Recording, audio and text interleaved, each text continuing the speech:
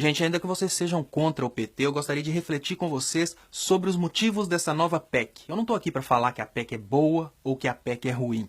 Eu estou aqui para falar sobre o que tem por detrás dessa nova PEC, o verdadeiro motivo. A primeira coisa que eu gostaria que vocês refletissem é: para que um presidente precisa criar um projeto de lei para proibir ele próprio de fazer alguma coisa que ele não quer fazer? O que o presidente está fazendo é criar uma emenda constitucional, ele está mudando a Constituição brasileira para não permitir determinados investimentos por 20 anos. Se a intenção dele é realmente diminuir a dívida pública e não gastar, ele não precisa modificar a Constituição brasileira, basta ele não gastar, porque ele já está no poder. Agora eu vou falar uma coisa com vocês que parece que é uma piada, mas essa PEC é uma revogação formal da Lei Áurea. É isso mesmo. O motivo do golpe de Estado era, sem dúvidas, o pré-sal. Mas agora, o pré-sal ainda não é viável para a exploração, que significa que a mão de obra brasileira ela é muito cara. O Brasil é um país muito social. O Brasil investe em educação, o Brasil investe em saúde e, dessa forma, qualquer multinacional que quiser entrar no Brasil vai ter que, de certa forma, pagar impostos. E esses impostos tornam cara a exploração do petróleo.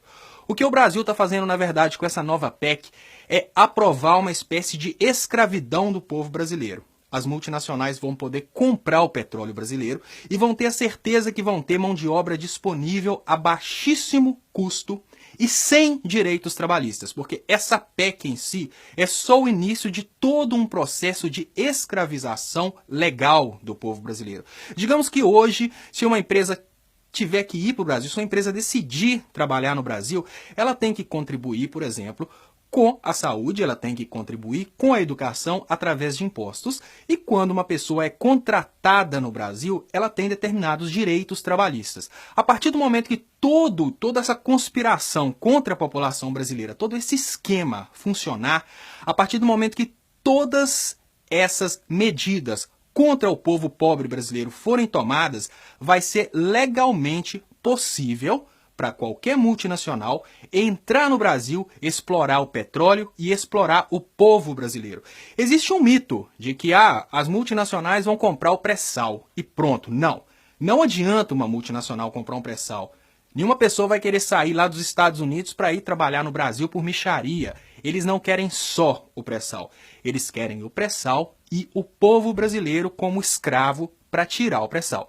E essa PEC, mais as medidas contra os direitos trabalhistas, são que garantem a explorabilidade do pré-sal por um preço baixo. Então, recapitulando, gente, para que vocês entendam por que tanta coisa está acontecendo e eles estão justificando que é para frear a dívida pública. Não é para frear a dívida pública. É para diminuir os impostos das empresas que vão explorar o pré-sal, para as empresas que vão explorar o trabalhador brasileiro. Para tornar o trabalhador brasileiro barato a ponto de ficar viável comprar o pré-sal brasileiro, eles estão tirando os direitos dos trabalhadores brasileiros. E quando a gente fala de saúde e educação, congelar por 20 anos os investimentos em saúde e educação, a gente está criando uma viabilidade para as empresas. As empresas pensam assim: eu vou comprar o petróleo no Brasil, não vale a pena, porque o trabalhador brasileiro vale muito. Ah não, agora eu posso comprar o petróleo no Brasil porque já não tem mais imposto, porque eu já não tenho mais que contribuir com a Seguridade Social, porque já não tem mais, por exemplo, saúde, já não tem mais educação, por isso o imposto abaixou o preço, e o trabalhador brasileiro agora não precisa contribuir com o INSS, eu não preciso pagar o fundo de garantia dele, eu não preciso pagar o 13º, o trabalhador ficou barato. Desse modo, eles conseguem realmente vender o petróleo por um pouco mais do nada, embolsar a diferença, e as famílias deles vão ficar ricas para o resto da vida, e a sua família, que provavelmente você que está me escutando é tão pobre quanto eu, a nossa família vai ficar, com o perdão da palavra, na merda. Então, quando você escutar aquela historinha de que isso é para frear a dívida pública, porque a dívida pública está comendo grande parte do PIB, eu vou te perguntar sinceramente, vamos pensar assim, gente, quanto importa se uma pessoa gasta muito, se ela ganha muito? O que os grandes países fazem é, cresceu a dívida pública junto com o crescimento do PIB, é insignificante.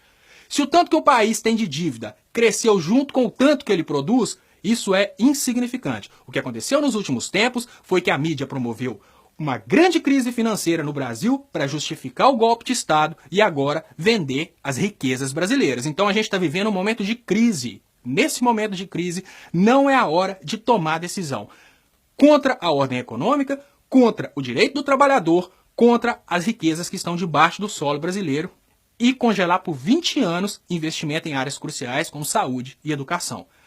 Eu estou chamando vocês para refletir. Não é sobre PT, não é sobre PSDB, mas é sobre o que você percebe por detrás desse projeto do governo.